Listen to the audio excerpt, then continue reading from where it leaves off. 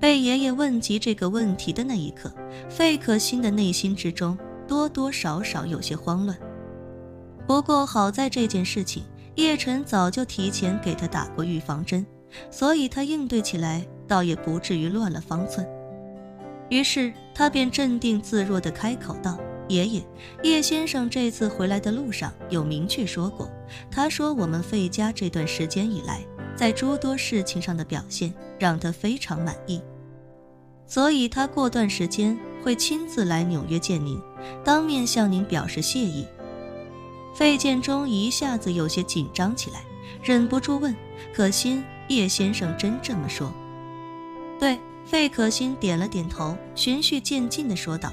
原本叶先生说的是一定会对费家有所表示，我请求他能多考虑考虑爷爷您的情况，尽可能多地照顾您的情况和感受。费可欣此时算是多了一个小心思。其实叶晨这一次为了表示对费家的认可，给了费家2个奖赏，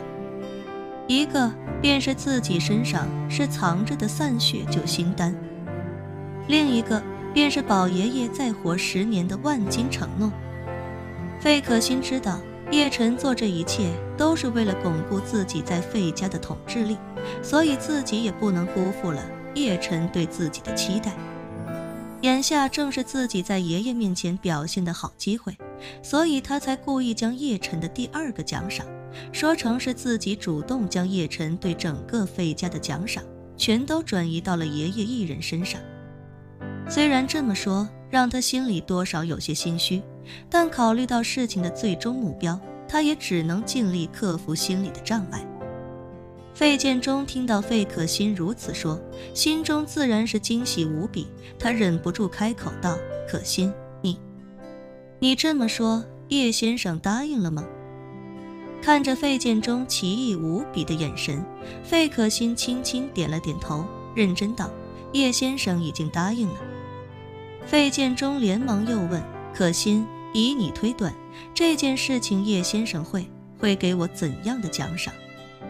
费可欣认真道：爷爷，叶先生知道您眼下最大的困难，相信他一定会雪中送炭的。费建中眼睛一亮，脱口道：若真是如此，那就再好不过了。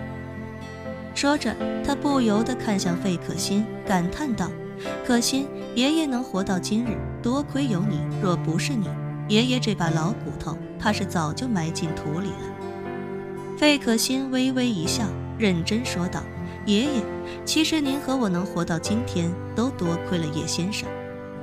是，费建中忍不住感慨万千，由衷道：能与叶先生结缘，实在是三生有幸。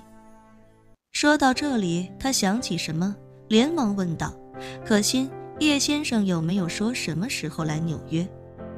没有，费可欣道：叶先生只说回国之前会抽时间过来，具体哪天并没有说。不过叶先生这次陪他太太来美国，一共也就待1个多月，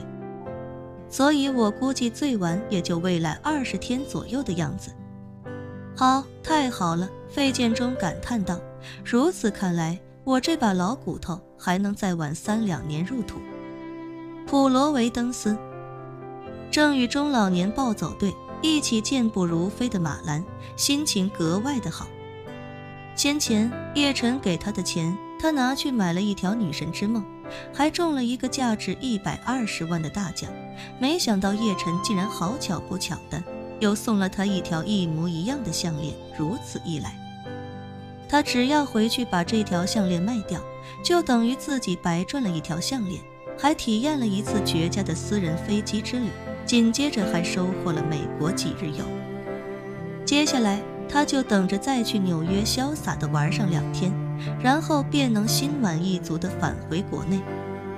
回去之后又能重新找回之前的自在生活，好不惬意。因为心情好的缘故，马兰在暴走的时候嘴巴一直咧着，开心的根本合不上。由于张着嘴巴呼吸，他很快便感到有些口干舌燥，而且气息不匀称，导致他也有些跟不上大家的节奏，于是便逐渐掉了队。这时候暴走队的副队长一位定居美国的华人妇女，看见马兰掉队了，便连忙走过来，笑呵呵地说道：“哎呀，马兰，你今天怎么这么快就掉队了？”这妇女名叫陈丽萍，年纪比马兰大了2岁，马兰总是叫她陈姐。这陈姐在美国从不工作，据说是儿媳在美国创业，自己和老公就跟着她在美国生活，顺便也帮忙带孩子。巧的是，这陈姐的老家跟马兰是一个省的，虽然不在一个市，但2个城市南北挨着，离得不远。马兰这个人平日里眼高于顶，真要是在外面碰到老乡，他也未必会有那种老乡见老乡，两眼泪汪汪的感觉。之所以跟着陈姐混得还算熟络，主要还是因为这陈姐平时的穿戴一看就不是一般人，光是陈姐手上戴着的一条玻璃种的飘花手镯，就至少值个400-500万，平时来暴走所开的车，也是价值好几万美金的高配保时捷卡宴。马兰也是见过高货的人，所以一眼就能看得出，这陈姐家境一定很是殷实。而且跟自己不一样的是，自己虽然住豪宅开豪车，但那都不是自己的，自己真正的可支配资产其实少得可怜。也正是因为如此，他对这个陈姐也就多了几分结交之心。眼见这陈姐特意过来慰问，马兰便气喘吁吁地解释道：“哎呀，陈姐，今天也不知道怎么了，口干舌燥的厉害，感觉体力消耗也比以往大了不少。”陈丽萍笑着解释道：“你呀，走路的时候一定要记住把嘴闭上，用鼻子呼吸，而且一定要调整自己呼吸的节奏，这样才能做到状态最佳。”马兰点点头，笑着说道：“好的好的，我再调整调整。陈姐你先跟着大部队走吧，不用管我，我自己慢慢走就好。”陈丽萍摆摆手：“嗨，咱们暴走队的宗旨就是不抛弃不放弃，怎么能让你一个人掉队呢？我陪你走吧，正好我今天关节不太舒服，也不适合走得太快。”马兰问他：“陈姐关节怎么了？”“有关节炎。”陈丽萍笑道：“我这就是一点小毛病，一般几天就好了。”说着，他岔开话题，好奇地问道：“对了，马兰，你今天是遇到什么喜事了？怎么这么开心啊？我看你一路都乐得合不拢嘴，有啥好事儿给姐分享分享呗。”马兰笑呵呵地说道：“也不是啥喜事儿，主要就是快回国了。这段时间在美国我也待够了，想着早点回去。”陈丽萍微微一愣，眼神之中的闪过一抹别样的神色，随后又一脸不舍地说道：“哎呀，你这才来几天呀，就要回去？我是难得遇上你这么一个脾气相投的姐妹。咱们姐儿俩刚认识没几天，这还没好够呢。”马兰笑着说道：“没事，陈姐，咱们都有联系方式，以后你到了国内，或者我再来美国，咱们还能再聚。”陈丽萍一脸惋惜地说道：“哎，我还说哪天请你到家里坐坐，吃顿饭，顺便介绍我老公，还有儿子儿媳跟你认识认识呢。”马兰惊喜不已地说道：“哎呀，那感情好啊，反正我们周5才去纽约，要不明天晚上怎么样？